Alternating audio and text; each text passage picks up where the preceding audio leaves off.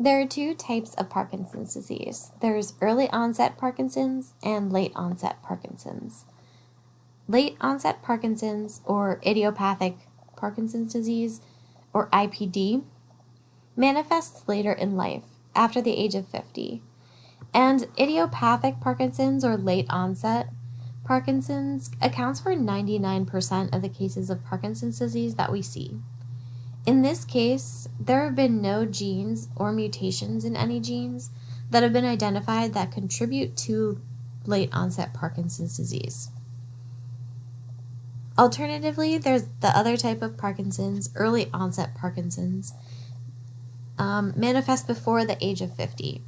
And this accounts for about 1% of all Parkinson's disease cases.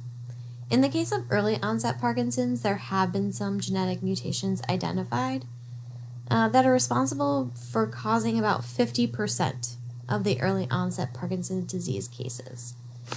And these mutations occur in several genes. The first being alpha-synuclein.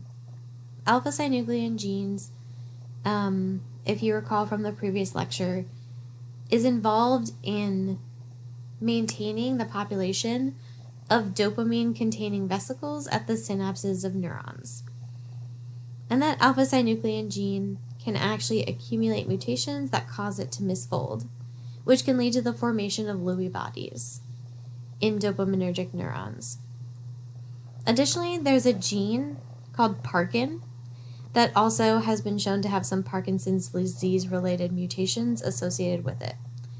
The Parkin gene itself encodes a ubiquitin ligase enzyme, which is a ligase that attaches the ubiquitin molecules onto something that's being targeted for degradation.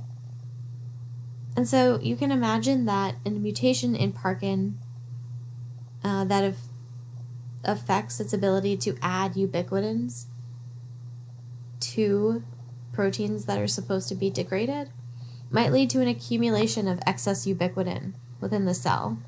And those Lewy bodies associated with Parkinson's disease contain alpha-synuclein as well as ubiquitin. And it's possible that that could be one way that Parkin mutations lead to Parkinson's disease. Additionally, it's been shown that mutations in Parkin actually cause mitochondrial dysfunction as well as ROS generation. And so, in some cases, when mitochondria are dysfunctional, Parkin, this ubiquitin ligase, adds ubiquitins to the mitochondria to target them for degradation, to get rid of these dysfunctional mitochondria and stop them from creating ROS within the cell. However, if there's a loss of function mutation in Parkin, and this ubiquitin ligase no longer can add ubiquitins to dysfunctional mitochondria, it's possible that all these weird mitochondria that should have been degraded accumulate within the cell, leading to a generation of a lot of reactive oxygen species and potentially dopaminergic neuron loss, and ultimately Parkinson's disease.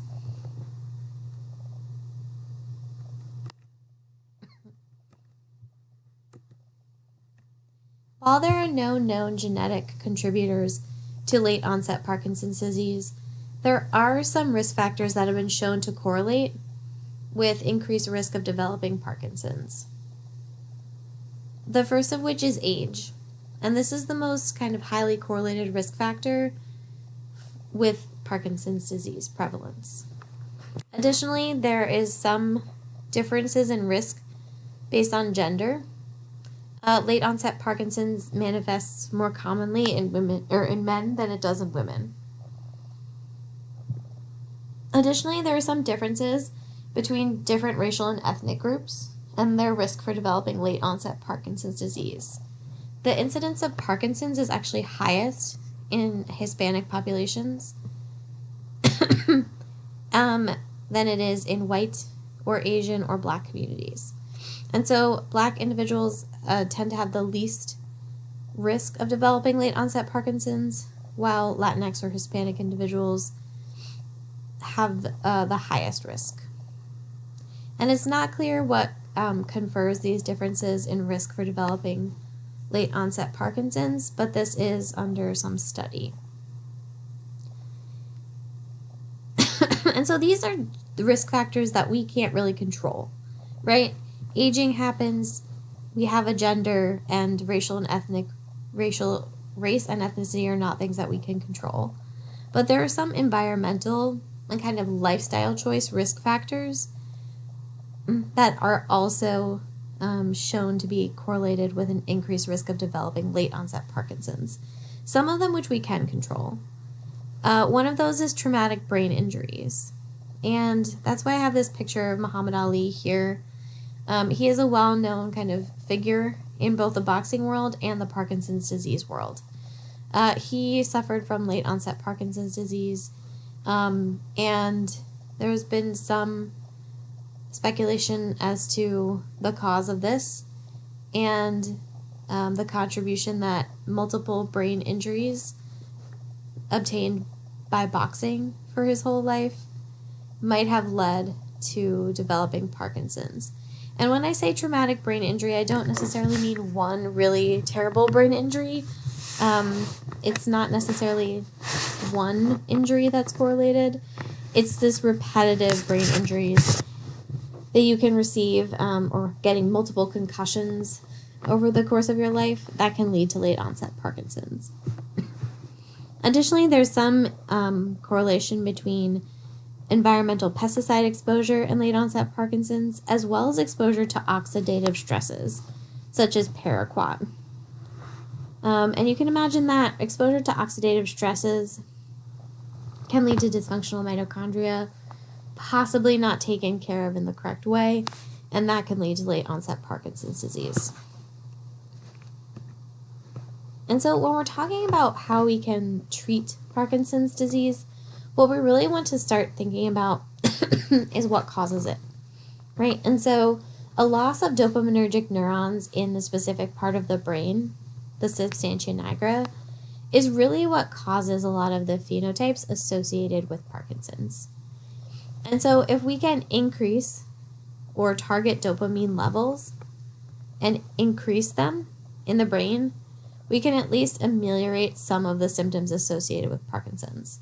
But one thing that's important to remember is that this is not a way to cure or reverse the effects of Parkinson's disease, but it can help with some of the motor dysfunction that results from loss of these neurons. And there are two main ways that we can increase dopamine levels in the brain. One of them is a dopamine agonist. And what a dopamine agonist does is it mimics the action of regular dopamine neurotransmitter at the synapse. And it provides kind of some help and additional kind of dopamine mimics that can trigger all the downstream responses that would be needed from dopamine. These dopamine agonists tend to work early on in Parkinson's disease, but they fade over time because dopamine receptors are depleted in Parkinson's disease patients. Normally, when they're not producing as much dopamine because they lose those dopaminergic neurons, they lose receptors as a result as well, kind of by that use it or lose it principle. Less dopamine and less dopaminergic neurons means less receptors that dopamine can act on. And so ultimately, dopamine agonists don't necessarily continue to work for long periods of time. But the other drug treatment available for Parkinson's disease is called levodopa or L-dopa. And what treating people with L-dopa does is it actually allows a replenishment of dopamine levels. So rather than just mimicking dopamine, it actually increases dopamine synthesis. Because L-dopa is basically a precursor to the dopamine neurotransmitter, which you can see right here. So the amino acid tyrosine is first converted into L-dopa, and then L-dopa can be converted into dopamine. If we treat patients with this kind of intermediate L-dopa, this dopamine precursor, it gets converted to dopamine in the brain, and then it kind of helps replenish some of those lost dopamine levels from the loss of dopaminergic neurons. L-DOPA is effective, but unfortunately it has some side effects, particularly if you use it for a long period of time. And you can see some of those side effects down here, including nausea and vomiting, as well as some more mental defects such as anorexia, psychic manifestations. And interestingly, there's also been a correlation with long-term L-DOPA treatment and compulsive behaviors such as promiscuity and gambling addictions. Because dopamine is sort of that happy neurotransmitter that gets released in response to pleasurable experiences. And so by having excess dopamine in the brain, it actually can lead to excessive gambling, as well as kind of a tendency to seek out additional sexual behavior, which is one kind of interesting and unpredicted side effect that treatment with L-DOPA has. And then one other treatment for Parkinson's disease that is commonly used is deep brain stimulation. And so during deep brain stimulation, there's an electrode implanted into the region of your brain called the subthalamic nucleus. And the coil of that electrode extends out and actually sits kind of on the top of your skull. And this electrode can actually deliver electrical impulses to this particular region of the brain. And the subthalamic nucleus, where that's receiving these electrical impulses, modulates the basal ganglia output, or the output of that region where all the dopaminergic neurons are. And so by stimulating this particular region, it can actually ameliorate some of the motor dysfunction that Parkinson's disease patients experience. But once again, this treatment does not cure or reverse the effects of Parkinson's disease. And it's honestly not quite clear why it works the way that it does. And the effectiveness of deep brain stimulation declines over time. And so while there are some available treatments for Parkinson's disease, they're mostly just to help kind of buy time and manage the symptoms, specifically the motor dysfunction and tremors. But they can't actually cure or ultimately reverse the neurodegeneration associated with this disease.